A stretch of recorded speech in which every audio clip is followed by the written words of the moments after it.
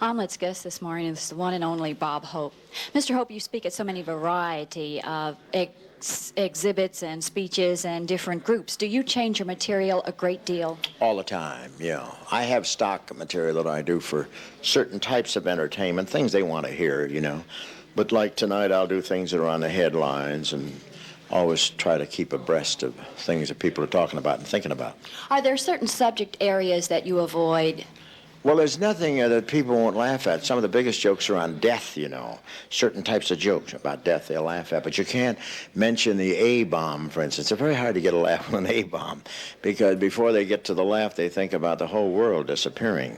But almost everything else you can treat as a pretty good monologue subject. Do you especially enjoy playing to the college students? Very much, very much. And in fact, I'm going down from here. I go to Monroe, Louisiana, and play at Northeastern University there. I won't even ask about retirement because I know you're tired of talking about it, but would you recommend the way you feel about your work, the fact that you love it so much, would you recommend this to anybody, or do you have to be a certain type person to go on and on with your work? Well, I think if, like in my case, I'm enjoying such good health. I think the only thing that would ever slow me up is that I didn't feel good or didn't feel like going to work, you know, but I do. I feel good all the time, and I enjoy my work. In fact, I get therapy from it. Are you very conscious of health, bringing that subject up? Some people are with diets and exercises and so forth. I do all of it, yeah. And right now the doctor's got me off of liquor, so this is sort of a dull period in my life. What are you doing this Christmas? It's almost that time. I'm going to invite a few troops to my house and get a few laughs. What is this latest book you're writing about, the last Christmas show? Well, that's about the last Christmas show we did, and about all of our. Then it goes into all of our trips from the time we started. You know, it's going to be quite a large book. Do you think the way you deliver, the way you time your stories, do you think that people are born with these capabilities, or can you learn it?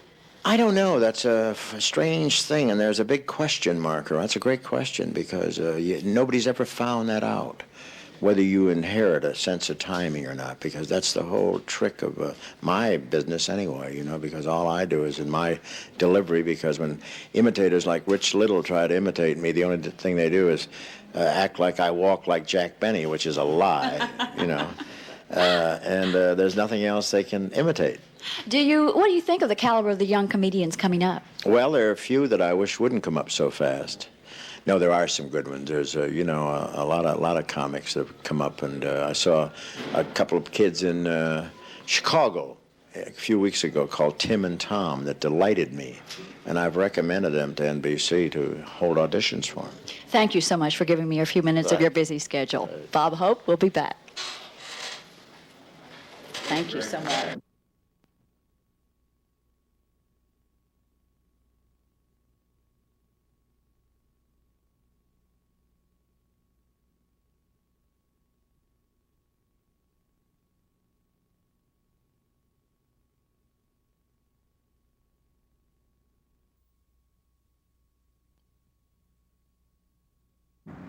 The Omelet audience is very pleased today to have as a guest, and you will enjoy hearing from him, Bob Hope.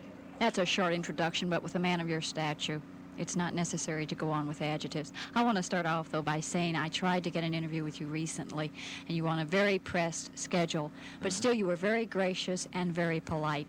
And I'm just a fan, but a man of your stature doesn't have to be that nice and kind. I think that's remarkable. Oh, I think you do. I think you have to feel good yourself, and you know, if you're not nice, I don't think you... But there are a lot of people you have to live with I have to live with myself, unfortunately. But there are a lot of people in the entertainment business, actors and what have you, that feel if they're in town for a performance, they do that and that's it. And they aren't required to give these interviews and be hassled by reporters and so forth. What do you think? Well, it all depends. Different people are set up. They have different chemistries, you know. And I've been traveling so long that actually it doesn't bother me. I just go along, and you meet a lot of interesting people that way. Yeah, but don't you get tired of the same questions? Yeah, you do get a little tired, but that's to be expected, you know, because everybody's thinking the same thing. They see the same news, and wherever you go, they throw the same questions at you. One of the things I was asking you before, and we didn't have much time to pursue it, was about the new comedians that are coming up. And you said there are some that you aren't too pleased with. No, but there are some good guys coming up, and you know, and I think they'll make it. I've seen a lot of them coming up that are good. Do you have certain areas that you refuse to touch, poke fun at? No, I don't think so. Not many, anyway, that I talk about. Because I'm asked all kinds of questions, and I don't try to evade many. I mean, in your routine, are there things that you won't poke fun at? Oh yeah. Well, I'm. I do things that are on the news. I usually do everything that's on the news, one way or another. I try to cover them. But as far as different races or different touchy subjects, you... Well, I try to be in good taste all the time. I wouldn't want to embarrass anybody.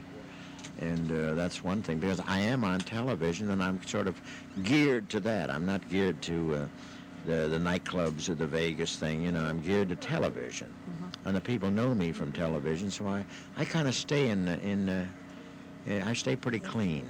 I know we were talking to Foster Brooks this Derby week with all the hassle, and he was saying that sometimes things are written for him that he refuses to do. Just because he's a drunk, he doesn't have to be a real dirty drunk. Yeah, that's right. And he's awful good, Foster Brooks. And but he does a little more funnier, dirtier material than I do. He does suggestive material, and he can do a lot of great material. And he's done it on the Dean Martin show. Mm-hmm. You've heard him. Mm-hmm. Yeah.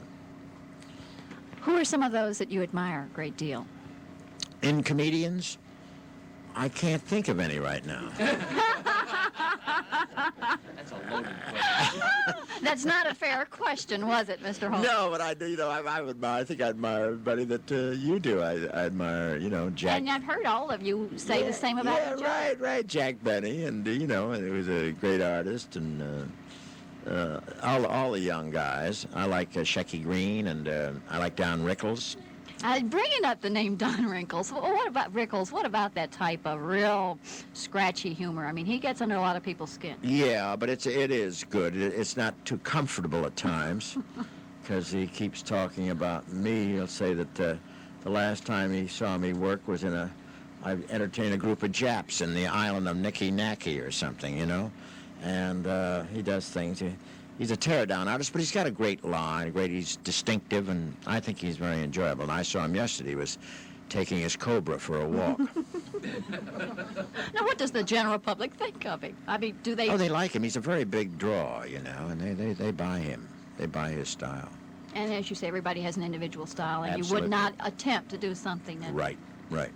You are busy, and as I said at the opening, you're always running. How far ahead of time are you booked into next year, or do you know? Well, we're booked for a long time.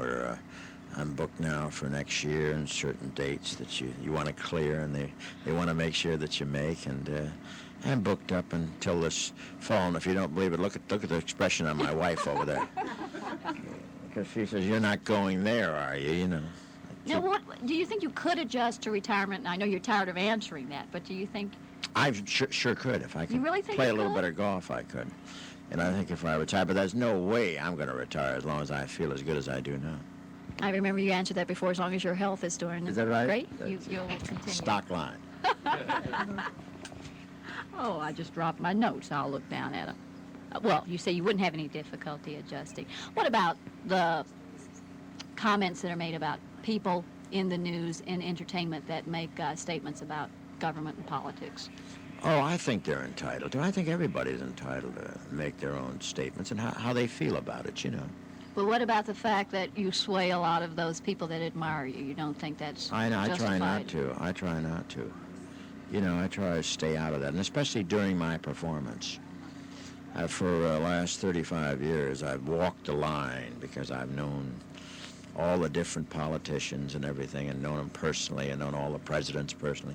So I couldn't ever. I don't think it's good business, in fact, to stand up and go one-sided, especially when I remember I was on for Pepsodent one time, and they wanted me to go back and do something for some president, and the head of Pepsodent said, "Well, we sell Pepsodent to Republicans and Democrats, So you remember when I was on for Pepsodent? You do I not. sure You were do. too young. Thank you. I'm not.